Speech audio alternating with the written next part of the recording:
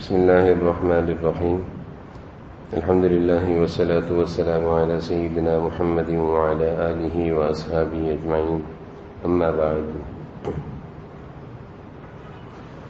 قرآن کریم میں اللہ تعالیٰ جہاں مالداروں کو مال خرچ کرنے کا حکم دے رہے ہیں، وہاں پہ اللہ تعالیٰ نے جو الفاظ استعمال فرمائے ہیں وہ الفاظ کچھ اس طرح ہیں: فآت ذی القربى حقہ والمسکین وابن السبیل۔ غرباء کو حکم ہے کہ رشتہ داروں کو اور فقیروں مسکینوں کو ان کا حق دیا کرو۔ اس آیت کے ضمن میں مفسرین بیان کرتے ہیں کہ یہ جو مالدار لوگ اپنے مال کی زکوٰۃ نکالتے ہیں، یہ صدقہ نکالتے ہیں، یہ کوئی احسان نہیں کرتے، بلکہ ان کے اوپر یہ حق ہے کہ یہ اپنے رشتہ داروں کو ان کی مدد کریں اور غرباء کی مدد کریں، یہ ان پر حق ہے۔ یعنی مالداروں کو یہ سکھایا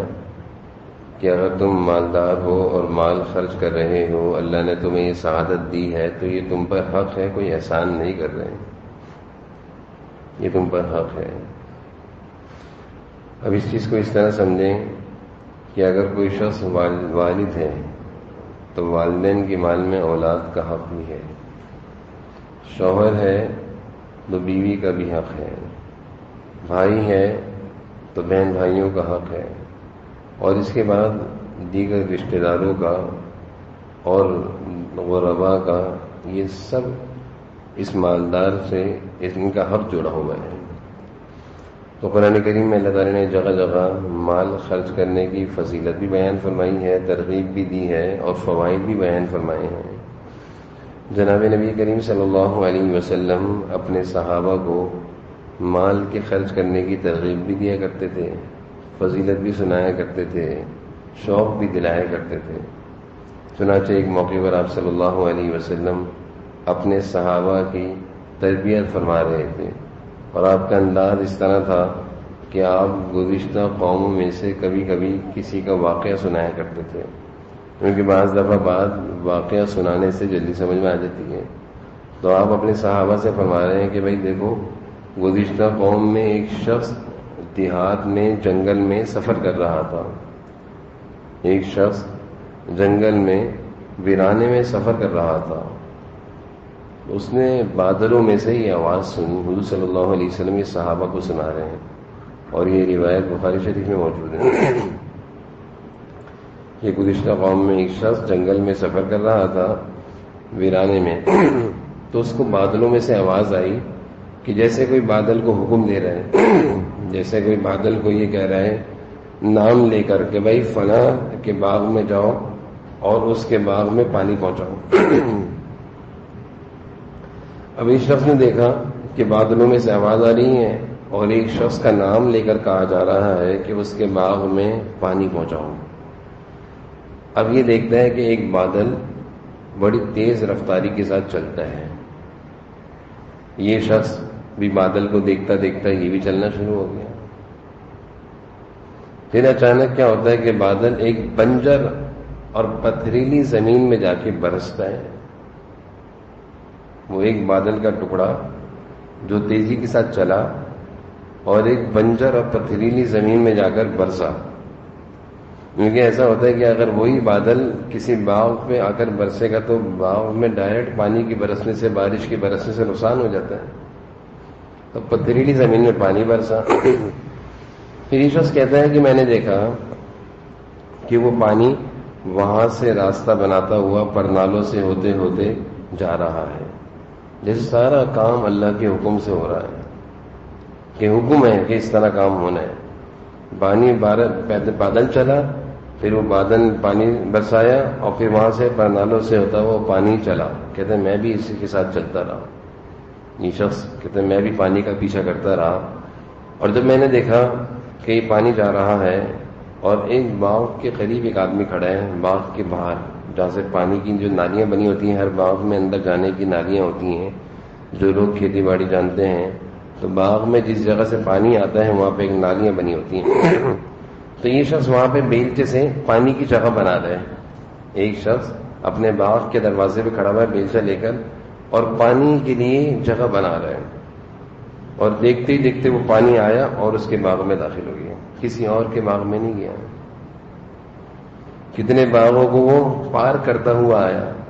وہ پانی کتنے باغوں کے پاس سے گزرتا ہوا آیا، اس خاص شخص کے باغ میں داخل ہوا اور اس نے بیلچے سے پانی کی جگہ بنانا شروع کر دی، اور پانی نالیوں سے ہوتا ہوا، چھوٹی چھوٹی نالیوں سے ہوتا ہوا پورے باغ میں پھیل گیا، سارے باغ کو سیراب کر دیا۔ ہمیشہ سے سارا منظر دیکھ کر کھڑا رہا، اور جس کا باغ تھا اس سے کہنے لگا، اے فلاں، تیرا نام کیا ہے؟ تیرا نام کیا ہے؟ اس باغ والے نے جو نام بتایا تو وہ نام وہی تھا جو بادلوں سے اس نے سنا تھا، کہ بادلوں میں جیسے کوئی حکم دے رہا ہے کہ میں زید کے باغ کو جا کر سیراب کروں، زید کے باغ میں جاؤ سیراب کرو، اس کے باغ تک پانی پہنچاؤ۔ تو یہ حیران ہو گیا، اس نے اس سے پوچھا، باغ والے نے پوچھا کہ بھائی میرا نام کیوں پوچھ رہے ہو؟ میرا نام پوچھنے کی کیا وجہ بنی، کیا سبب بنا؟ کہنے ہیں کہ میں نے تمہارا نام بادلوں میں سنا ہے، اور وہ سارا واقعہ اسے بیان کیا کہ بادلوں سے یہ آواز آئی، پھر ایک بادل کا مخصوص حصہ چلا اور اس نے ایک جگہ جا کر پانی برسایا، وہاں سے ہی پانی ہوتا ہوتا آپ کے باغ میں آیا۔ تو مجھے بڑی حیرانگی ہوئی کہ آپ پتہ نہیں اللہ تعالیٰ کے کوئی خاص بندے ہیں، نام بھی آپ کا وہی ہے جو نام بادلوں سے میں نے سنا، آپ اللہ کے کوئی خاص مقرب ہیں، کوئی خاص بندے ہیں، آپ کا کوئی خاص عمل ہے، اور اتنے سارے باغ راستے میں گزرے، کسی کے باغ پر پانی نہیں پہنچا، لوگ پانی کو ترستے ہیں، آپ کا پانی خود ہی آ رہا ہے۔ تو ایسا کون سا عمل آپ کرتے ہیں جس عمل کی برکت سے اللہ تعالیٰ نے آپ کے لیے ایسا غیبی نظام چلایا ہوا ہے؟ سارا غیبی نظام ہے اللہ کی مدد کا۔ اللہ تعالیٰ جب کسی بندے کے کسی عمل سے راضی ہوتے ہیں، اور جب کوئی بندہ اس بات کی کوشش کرتا ہے کہ میرا اللہ راضی ہو جائے، میرا عمل اللہ کو پسند آ جائے، میں اللہ کی خوشنودی والے کام کروں، مجھ سے کوئی ایسا کام نہ ہو جس سے اللہ ناراض ہو جائے، میری مدد اللہ تعالیٰ کو راضی کرنے کے ساتھ ہے، اگر اللہ تعالیٰ راضی ہے تو اللہ کی مدد میرے ساتھ ہے، اور اگر اللہ ناراض ہے تو میرے ساتھ کچھ بھی نہیں ہے۔ تو اس طرح تمہارے ساتھ اللہ کا ایسا فضل ہے، بتاؤ ذرا کیا خاص عمل ہے؟ تو اس باغ والے نے بتایا کہ دیکھو بھائی،